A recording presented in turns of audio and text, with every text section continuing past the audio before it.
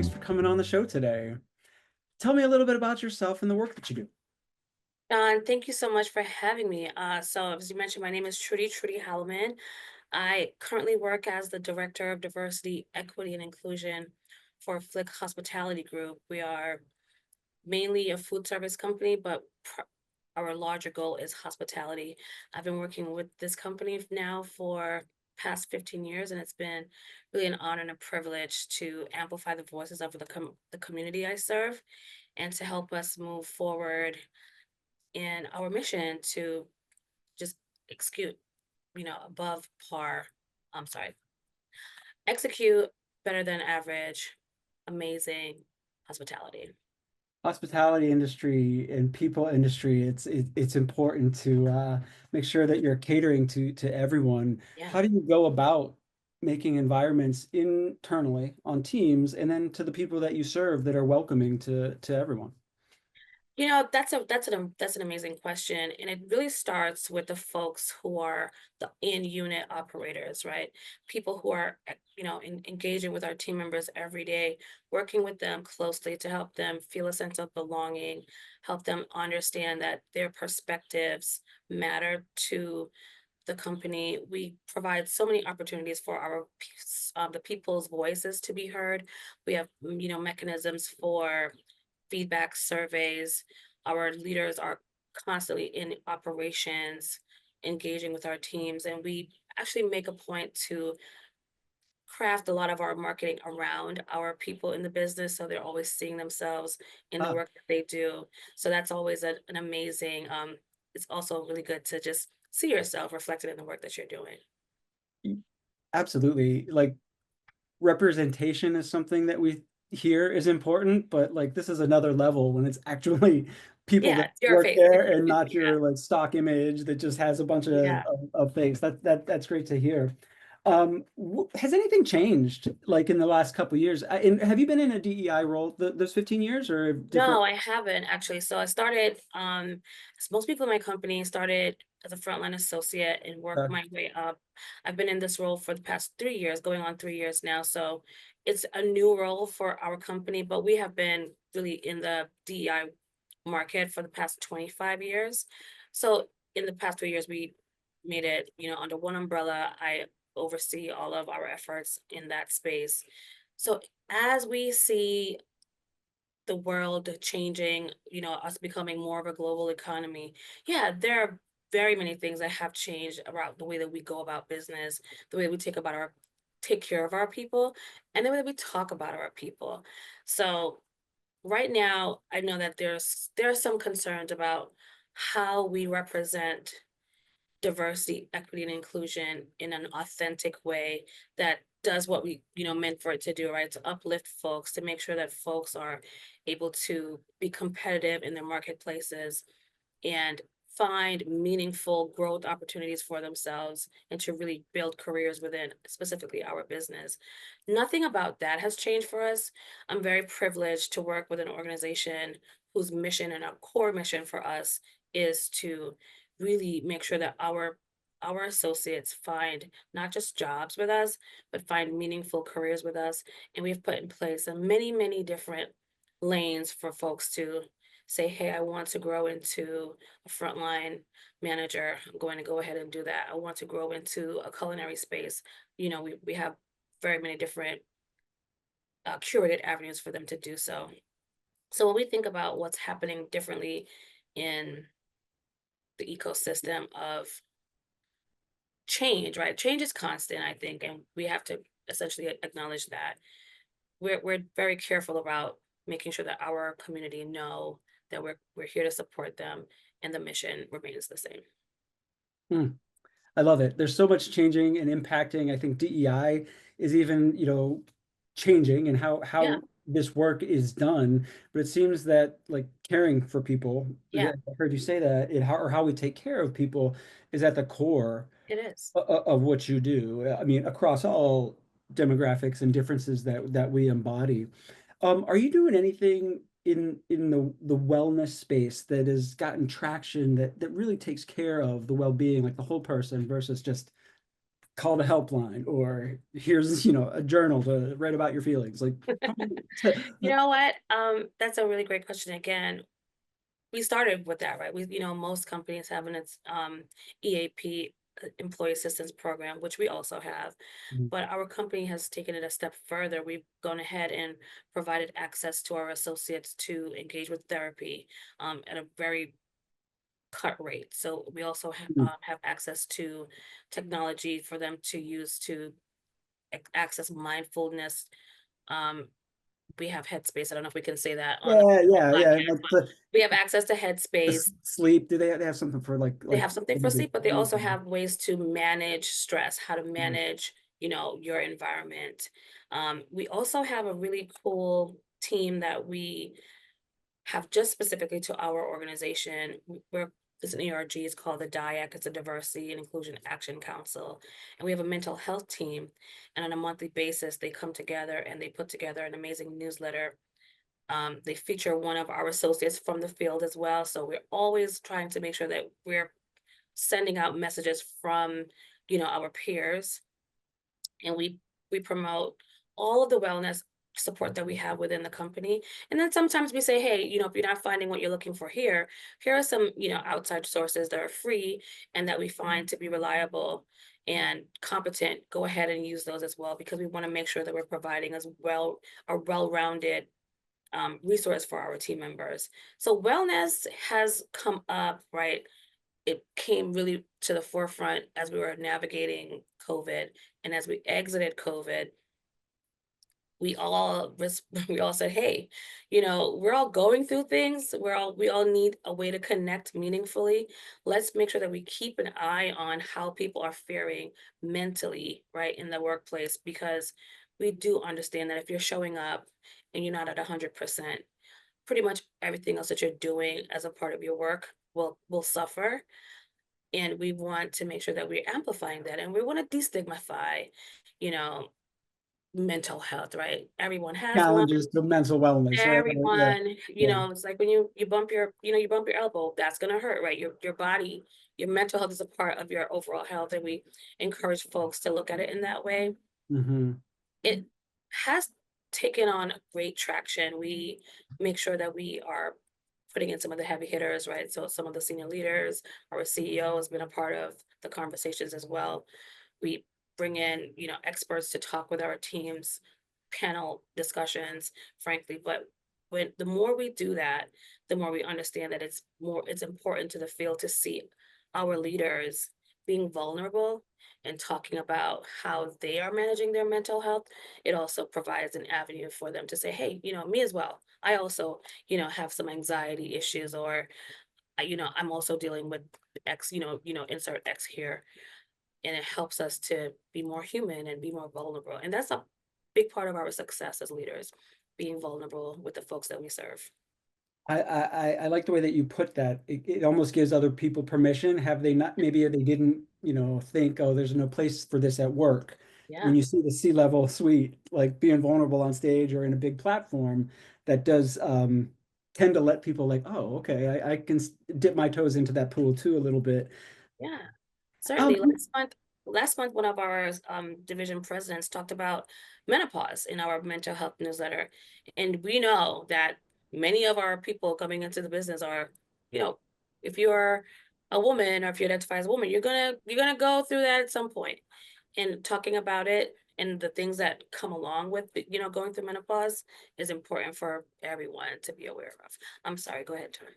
No, absolutely, and that's an issue that I think is getting a lot more traction recently. I'm hearing of it, and anytime there's an issue that's like, wait, we haven't heard this before. Yes, bring it in. Let's learn more. How can we support people who are dealing with things that might throw them off of their game, Yeah, or might need to make some adjustments in whatever it is?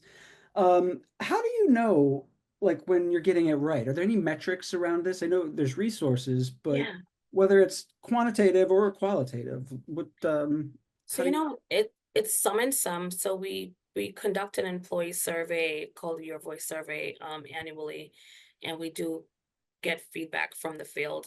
And we also do it grassroots, right? We go into the business and we listen to what the associates are saying. We also try to make sure that we're measuring how many people are availing themselves of our employee assistance programs, trying to understand how many what our click rate is for the newsletters that we are publishing. And in that way, we kind of understand that people are looking for more information. I'm responsible for posting our mental health newsletter. And if I'm late by one day, putting it up on the website, my inbox is full like, hey, You hear about it, huh? where's the newsletter? Like, let's go. People need this. So it has gained some traction. And we do try to build into lots of feedback loops, right? How is this helping you? How can we be doing better? And we insert, generally how we're communicating. Are you finding, safety at work? And then we also ask, hey, how are we supporting you in a diversity space? And what can we do? Well, what can we be doing better? And, associates are pretty good at letting us know where they want us to make some shifts and have some improved outcomes. Yes, when you're in pain, it's easy to like acknowledge, like, I Yeah, don't know, I may not know exactly what I need, but I do know that this is not this is it. not it. Yeah. When you said feel safety, are you referring to like psychological safety, like as a kind of Both, right? So psychological safety is a big part of our mental health ecosystem, but simply safety. As I mentioned, we're in the food service okay, business. So showing up and, leaving the same way that you came in is a huge part of our mission, right? We want to make sure that everybody comes to work and works in a safe environment yeah, because it also impacts how you show up, right? If you're trying to, be MacGyver and put things together in the workplace that aren't supposed to necessarily go together, you can create a stressful environment for folks, right? So we try to make sure that all of the things that are supposed to be work together and work towards, having healthy and safe outcomes for our team members. it's a great focus to have. If people aren't healthy, happy, then they don't work as hard and Yeah.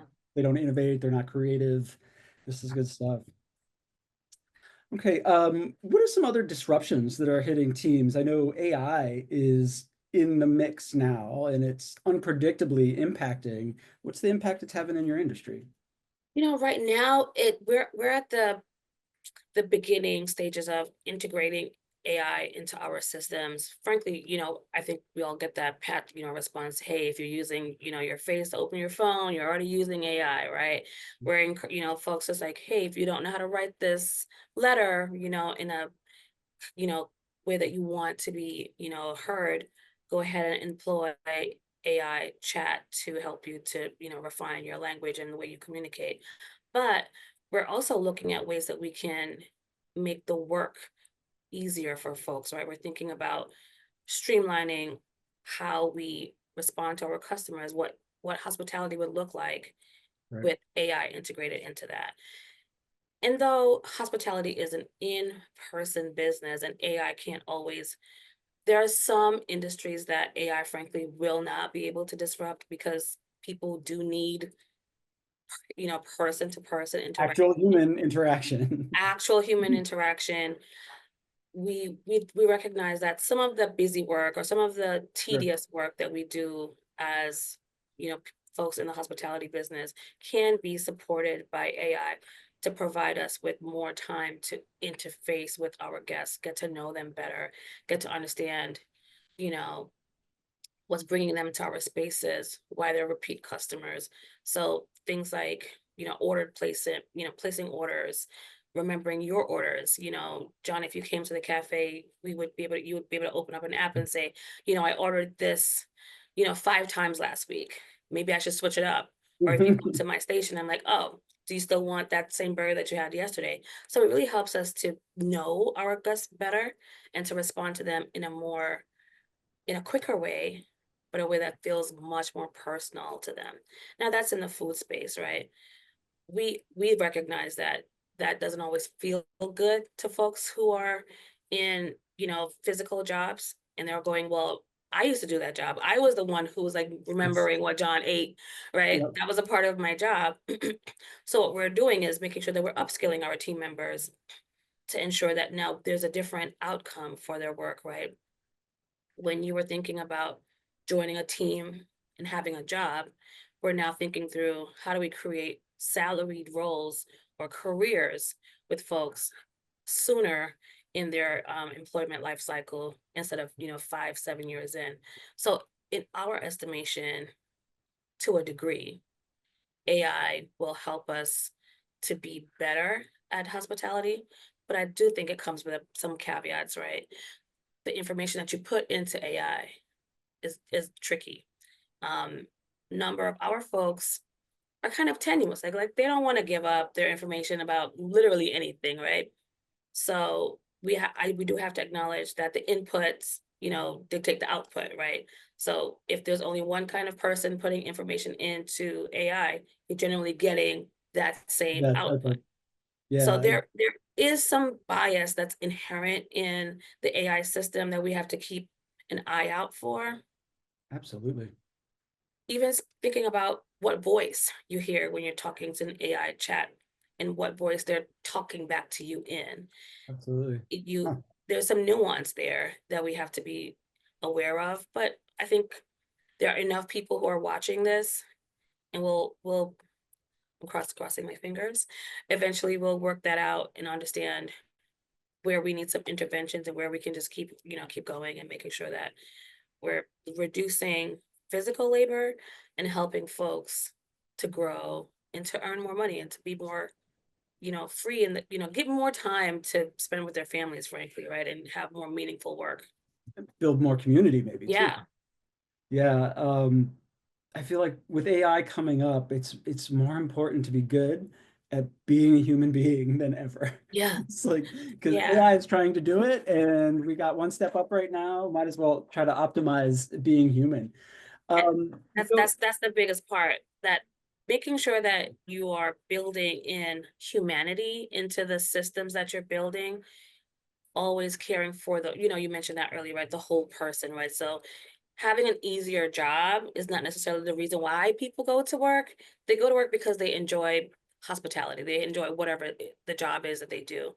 And we want to make sure that they feel good about the work that they're doing. And now we're not saying, oh, this is defunct now. We don't need that anymore. We'll always need people. absolutely, yeah, and it's changing, but we are always going to need people. I like that. Um, what is like growth, opportunity, and kind of progression in a fair way look like these days? I love that word fair because it's so loaded, right? When we at our company think about fairness and growth, we have to really go back into the data and say, who is growing, at what rate are they growing, when are they growing, and start to, really analyze data and think through, if we have one demographic that is just like zooming past everyone else, why is that happening? How can we, measure, track what that looks like? And how can we overlay some of those successes onto folks who are not necessarily on pace with those folks who are, bypassing others? So we try to, as I mentioned earlier, put in many systems in our company that help folks understand what their growth strategy could be. And that is a huge part of my CEO's mission, is to help folks build careers within our company. So fair growth looks to us like ensuring that everyone has an annual review. So you know how you're performing, you know what your expectations are of your job. Fair growth looks to us like providing meaningful training that will help to catapult you into the next role that you desire to, and to inhabit. Fair growth looks like providing accelerator programs and mentoring circles to folks who have been eager and have provided lots of evidence that they are, rising stars and are ready for the next thing that are coming, and ensuring that they have ample opportunities to move further along in their careers. So fairness to us really looks like transparency, right? So we want to make sure that we're transparent about the growth that folks are experiencing, and we're holding ourselves accountable to the folks who have been, like raising their hands and saying, hey, I want to do this thing. And we're like tapping them on the shoulder and say, yep, let's go. So for us, transparency and accountability have been our, mainstays, right? If we're not doing that, I think then we probably are in the wrong game, right? Making sure that folks know if I Yeah, do this, then the result will be that is a huge part of our growth strategy. I love it. Transparency and accountability. Where do you run into resistance? Just in my experience, I've seen that like C-level folks, like there's a mission, they got it, their relationship people, they know how to speak to it. And then you come down to the mid-level manager range who maybe is like, wait, this just landed in my lap. I've got all this work to do, and now I've got to like talk about inclusion or talk about this. That's gonna impact productivity. How do you have you run into that and how would you address it? Gosh, resistance, well, like I said earlier, I grew up, through the ranks, so I'm very, very You well know it, yeah. aware of what the average day of, a cafe manager or food service director could look like. And to that end, we make sure that the trainings that we're doing are micro learning. So Okay. we're not asking you to spend an hour, a week on trainings. So we're putting them into all parts of the business that folks are engaging with anyway. It's in our marketing packets. It's in our culinary packets. It's in our stand up. We have stand up meetings every day where we collect with our teams. It's in all of the ways that you communicate with your team members every day. So you literally can't avoid it. Mm, So the resistance is always there, right? So people like, I don't need to do this. My team is 100% diverse, or we already get along really well. And we try to explain to folks that that's really not the goal, right? The goal is not for you to get along well with folks. The goal is for you to see people and to understand different perspectives and to value those different perspectives as you are starting to build teams. We are hoping that our diversity and inclusion mission will help people make better business decisions as they're moving through their teams. How will John grow? What's John doing right now? Can just Does John seem ready to take another training course? Is he super primed to start working on a different project? Does he have more bandwidth to help him move forward? Are we considering everybody else on the playing field? Are we only giving John opportunities when we have other people who might be ready? And those are the types of trainings and coachings that we provide to our team members that doesn't necessarily have to do with, we want you to be more, have a more diverse outlook. We really try to make it outcome driven. So we want you to think about how your mindset is helping you to make business decisions on a daily basis. And in there too, it sounds like it's listening to what the individual's goals Yeah. and needs are and trying to support that. Um, in times of change like this, in disruption, whether it's what's going on in the external world or maybe internal company change, do you find that people know what they need, or is it more show up like, I know what I don't need, and this is it, but I don't know what I need? Like, You know what? It's some and some, I have to say. When you can pulse check people and say, tell me what it is that you want to do next in your career. And they'll go, I want to grow. And some people just have an idea that they want to do something else next. And I think it's up to us, right, to help people see what's out there, mhm, in the field. Many of our folks, stay in one account for 15, 20 years, or they're kind of really accustomed to their own like daily routines. So it's imperative that we provide, some insight into, hey, if you moved in this direction, there's a whole new world over there for you to kind of explore. So it really is our job, right, as leaders, to help people see what we opportunity. see, Yeah. coming up, right?